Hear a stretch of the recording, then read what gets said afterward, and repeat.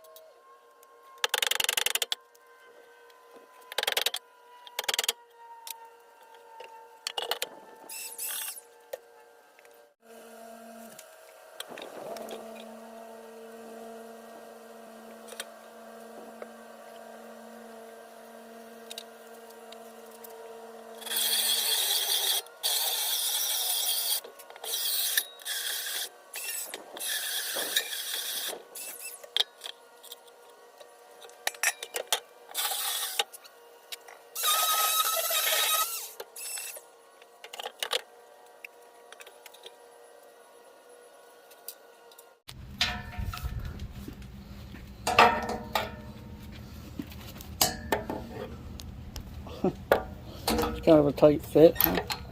I don't know.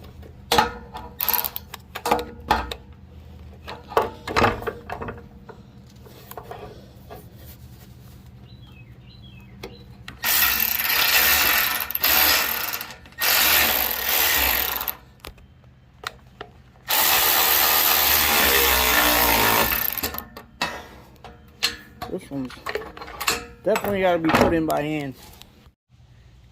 Well, it's on there. Our drain hole's a little off center, but my idea anyway is to drill a hole in the floor of the truck and run a straight pipe right through the floor and then put something like this under the truck so I can get under there on the lift and just drain the tank out, you know? That way I don't have to... I mean, maybe I'll do something like that. I could also even put like a 90 in here and run it over to the side and, you know, put a little valve on it and run it down. We'll figure something out. We can figure that out later. I just need this thing to actually move under its own power. So we're probably going to try to reuse this square D. Hopefully it works. I mean, we might have to replace that. Maybe we can get that broken fitting out of there. Can use that T and everything. Probably going to move this whole thing over here somewhere on one of these ports. Plug up this top one just to keep our height down. We'll take one of these plugs out, put it up there. We'll get hopefully we can swap this out for a cross. I think I got a cross. Maybe I can put it right here and then run both compressors. I plan on putting one compressor here, one compressor over there, and then the valves will probably be chilling in the middle here. Let me grab the valve sets and I grab a compressor real quick. I'll show you guys. First, we're gonna have to put some cheap black paint on this tank, I guess, while it's here, and paint this board too. Paint it black. Anyway, something like this. We'll probably mount these valves here somewhere like this. This is our in, and we would have front left, front right, and back. So hopefully we can use some of these fittings. They don't leak. We're gonna have to replumb some of this. Our dumps are gonna have to be ran outside, but that ain't stopping us right now. And like I said, we got this one Air Max 480 compressor here that I'll probably just bolt down to the wood here. The wood will do a pretty good job of isolating it. I might have some different rubber feet. I might have some to put on there. But anyway, we're going to put one here for now. The other compressor will go over there when we get one. We got the relay to run the compressors. That can mount on here once it's all figured out. Like I said, maybe we'll loop this into there. Or we'll put it into the T behind the pressure switch. Somewhere, some which way around here we'll get it plumbed in. We'll figure it out as we start finding fittings. Something like that maybe. Because the plan later is once this is in the truck, I would like to build a box around it.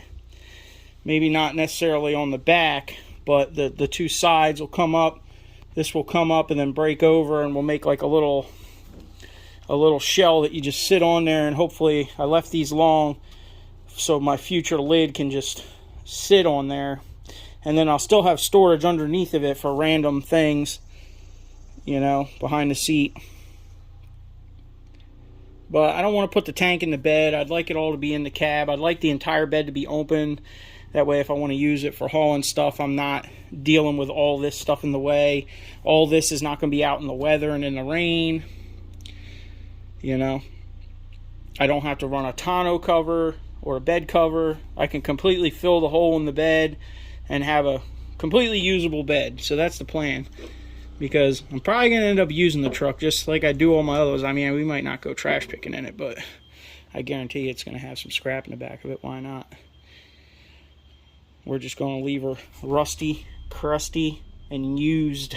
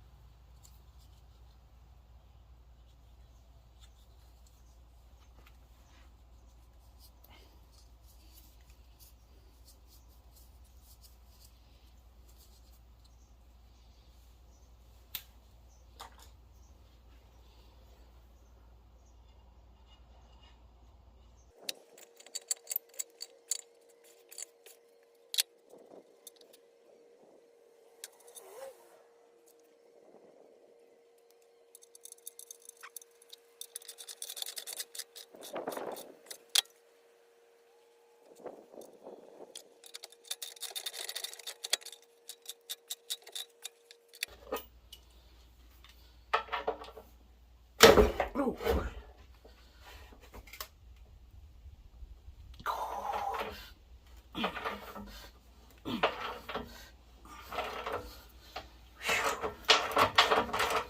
Damn, that was in there.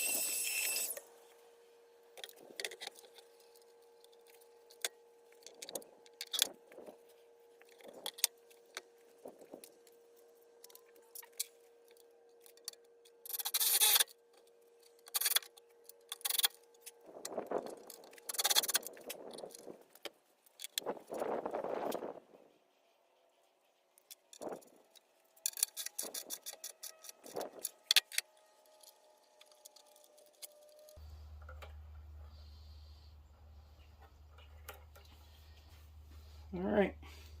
Well, we're getting there. We'll do some wiring, and we got to figure out how to plumb this manifold into this 1/2 inch quick connect line over here. So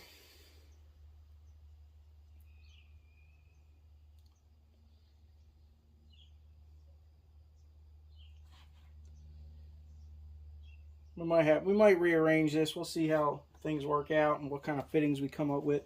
We're gonna have to dig around, try to find some stuff, but we're getting close here. We just gotta hook up the feed line from the tank to the manifold, and then each individual line going to the front 2 wheels, and then the back, which we can probably have a fitting for that in those new ones we bought. So we get this square D hooked up. We got a small pressure gauge there, goes to 300 psi, so we'll be able to tell what's going on there. I think it goes to 300, something like that. This thing looks alright. I have to get that wired up. One step at a time.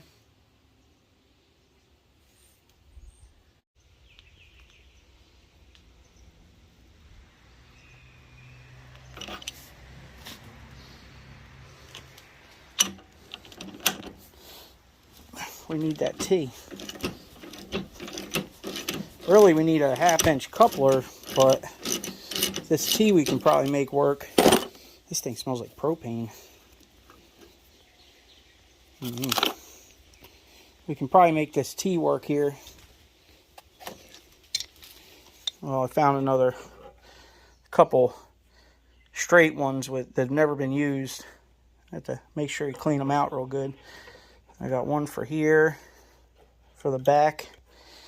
And then this is going to, I'm going to turn these valves this way. But I'm going to put that T on back there. Like that. And then this is going to go in there. And then that'll feed over to here. So that'll be our in to the manifold.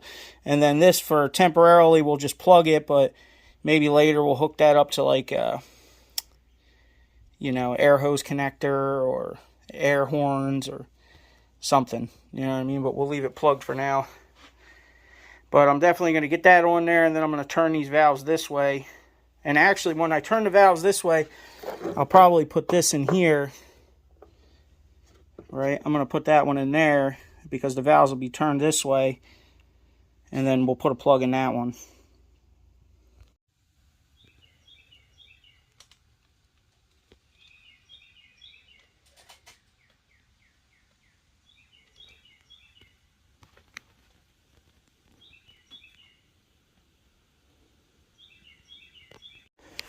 Well, we got that feed line hooked up to the manifold. We got some of the power wires hooked back together temporarily. We'll have to go through that again, but at least they're hooked up. And we got this relay mounted, one compressor connected, pressure switch is powered up and goes to the positive lug on the relay to tell the relay to come on. This is going to get grounded to underneath in the back where the old rear seat's mounted. We also need to run a ground from here with that. But that's pretty much it. Now we just got to figure out the switch box and get all the switch box connected to the valves and start running some lines. Next, I'll be pulling these 2,500 pound bags out and putting 26s in there. We might actually have to cut that mount down. Might have to cut this mount down temporarily to get it to lay on 18s. So I think I'm just going to modify this and weld some patches in it real quick, because I don't know if I'm going to have time in the next few weeks to back half this truck. It might have to wait a while. But we'll get it set up to where it's not broken and it actually rides pretty decent, so we can do some test driving on it and see how this engine and transmission is. But it's getting there. Hopefully it'll be moving up and down and forward and back under its own power pretty soon. We need to get a power line ran back to inside the cab. We need to run power wires and plumbing. So that'll be next. Get this thing working on some switches. Jeepers. Well,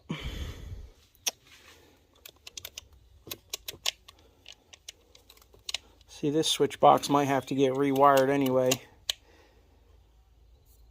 because the way I would want it is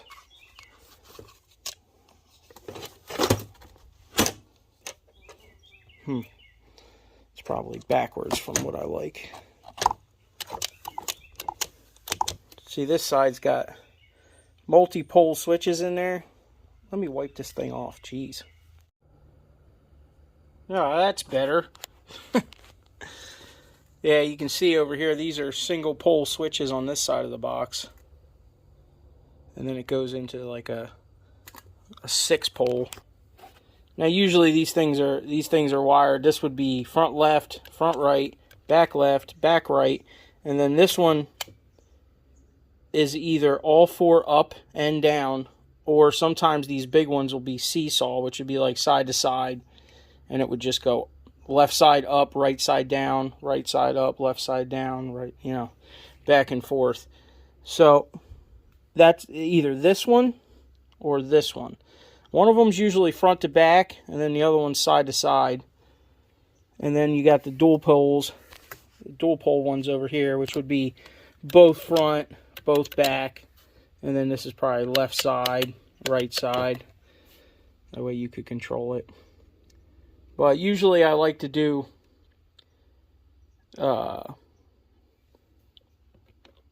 front, both front. So I'll take one of these and move it over here and do both front, both back, and then left front, right front. And then I like all 4 up and down, which is you can just lay the thing out, one switch, dumps it. It's pretty nice. So that's usually how I wire them. I might have to take this apart and redo it. And it'll be both front up and down, back up and down, front left, right left, or front left, front right, and then all 4 up and down. It looks pretty complicated, but it can be complicated. Just twist it up, boy. Alright, everybody. Hit that thumbs up. Leave a comment. Pretty soon we'll be hitting them switches. Side to side. Later.